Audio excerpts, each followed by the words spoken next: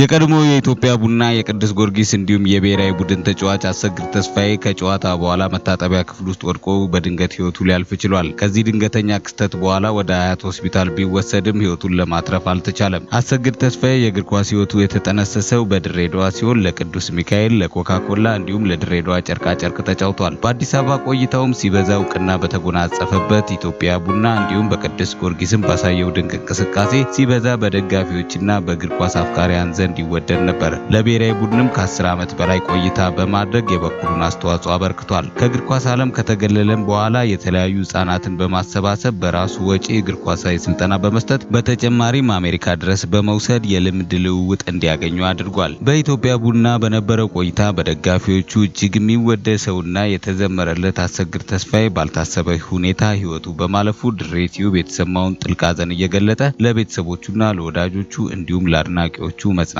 ይመኛል።